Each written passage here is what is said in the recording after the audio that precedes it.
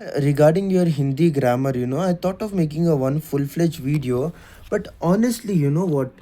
The entire Hindi grammar has one thing, one resource, that is your workbook. Hindi workbook Hindi workbook Hindi workbook because question bank में आपको कोई सा भी grammar का questions नहीं दिए गए हैं. It's only literature. So for these means fill in the blanks and मुहावरे ऐसे एक दो तीन चीज़ें हैं इसमें.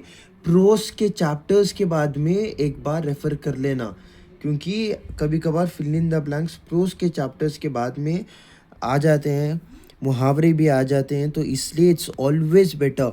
दे have given a stipulated chapters. If you see in the blueprint, they have given stipulated chapters की मुहावरे और ये इन चैप्टर्स से पढ़ लो करके ब्लू प्रिंट में दिया गया है.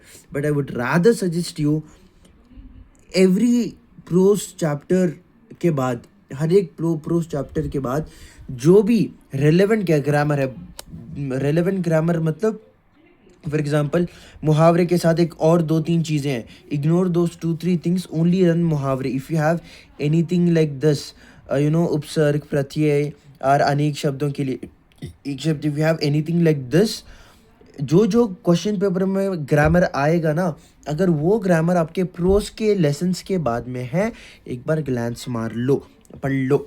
ओके, जो भी प्रोस में, जो भी वर्कबुक में है, जहाँ जहाँ समझ कर पढ़ सकते हो समझ के पढ़ लो. जहाँ जहाँ रट्टाफिकेशन की ज़रूरत है रट्टा मार लो. There is no other choice. इधर उपसर्ग प्रत्यय में कुछ आप फॉर्मूला लगाने की कोशिश करोगे, कुछ कॉमन पैटर्न्स फाइंड करने की कोशिश करोगे, नहीं मिलेगा. सारा कुछ रट्टा मारना ही पड़ेगा, ठीक है. एंड आज सच तो यार कोई फिक्स थिंग नहीं है. वाक्य शुद्ध इज़ ईजी. निमित्त लिखिए क्योंकि सूचना अनुसार बदलिए. लिंग, see one mistake which we think always the male ling will be given and we have to convert it to female ling. ऐसा नहीं होगा, वो उल्टा भी पूछ सकते हैं. तो फॉर एग्जांपल अब तुम पढ़ते हो ना, तुम कैसे पढ़ते हो? फॉर एग्जांपल ये वाले क्वेश्चन है, ये वाले आंसर्स है. You keep your hand like this. Usually we do stuff like this, no. See to the question here and tell the answer here. थोड़ा ऐसे भी कर लेना, थोड़ा ऑपोजिट भी कर लेना. आंसर देख के थोड़ा क्वेश्चन भी बोलने का एक बार प्रैक्टिस कर लेना.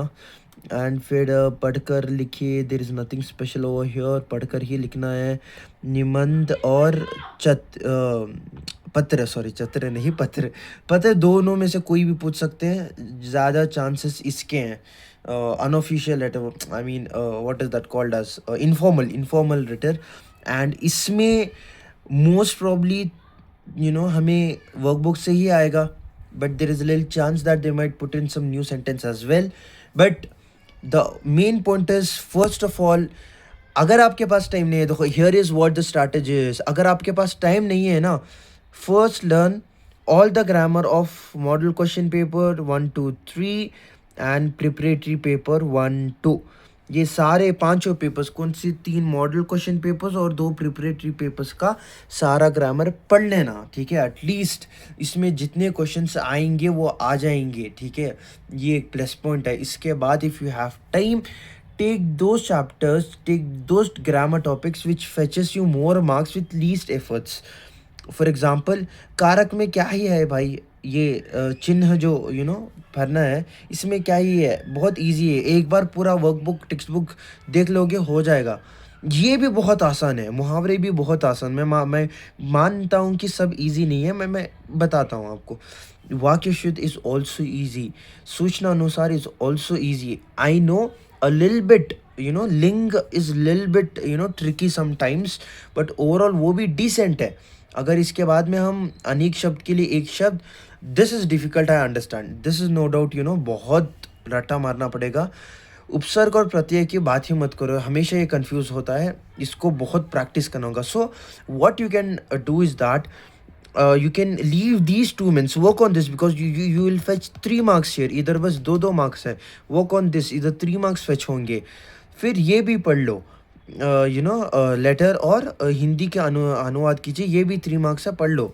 It is not that difficult. थोड़ा रटिफिकेशन में टाइम लगेगा, नॉट दैट डिफ़िकल्ट. आधा आज पढ़ लेना, आधा कल पढ़ लेना, ऐसा कर लेना. At the end you also go through उपसर्ग और प्रत्यय एटलीस्ट। इसीलिए मैं बता रहा हूँ, you might be topper, you might be average student, तुम जो भी हो यार, पहले ना ये जो 5 क्वेश्चन पेपर्स है, 3 मॉडल क्वेश्चन पेपर्स और 2 प्रिपरेटरी पेपर्स, इसका ग्रामर अच्छे से देख के जाना बॉस, वेरी वेरी इंपॉर्टेंट। अगर इसका ग्रामर आपको क्लियर है, इसमें से अगर, why I am telling this is, let's suppose आपको लास्ट में उपसर्ग और प्रत्यय प्रत्यय के प्रत्ययी मैन, ओ माय गॉड क्या हो गया, प्रत्ययी के लिए अगर टाइम नहीं मिला तो भी आपने 5 क्वेश्चन पेपर्स पढ़ के गया होगा ना, अगर उसमें से एक आ गया तो, इन दोनों में से एक आ गया तो at least you will be and up writing one. What if both comes from these 5 question papers, फिर तो मजे ही मजे हैं। So that is the reason why पहले तो इन 5 क्वेश्चन पेपर्स का ग्रामर पढ़ लो, फिर धीरे धीरे धीरे से जितना भी ग्रामर, थोड़ा स्ट्रैटेजी लगाओ यार, ऐसे स्मार्ट वर्क करके हार्ड वर्क करना है। ऐसी रैंडमली जो भी दिखे सामने मत करो।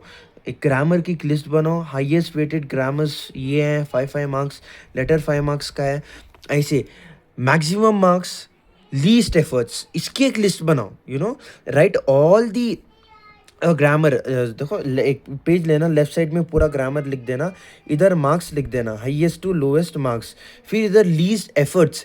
एफर्ट्स के लिए भी 1 to 5 का स्केल बनाओ, अगर बहुत डिफिकल्ट है तो 5 डालना, बहुत इजी है तो 1 डालना, ऐसे दोनों का एक लिस्ट बनाओ और फिर टिक कर दो कि जिसमें सबसे कम एफर्ट्स डालने, किसमें ज़्यादा मार्क्स डालने, उसको पहले 100% कर लो। मतलब ऐसे पक्का कर लो कि अगर रिवीजन की अगर एंड में जिस दिन हिंदी एग्ज़ाम है ना 12th को, if I am not wrong, उस दिन अगर हिंदी रिवीजन भी नहीं करना पड़ा तो भी तुम कर लोगे। इस तरीके से पढ़ के उसे निकाल दो, उसे छोड़ दो, ठीक है। Then go to other means, then जो मॉडरेट मीन्स है जिसमें उतना फोकस नहीं करना है, उसमें थोड़ा थोड़ा थोड़ा पढ़ के आज रात तक किसी भी हाल में ग्रामर कंप्लीट कर दो, कल सारा दिन लिटरेचर को दे सकते हैं। Hope so this helps guys.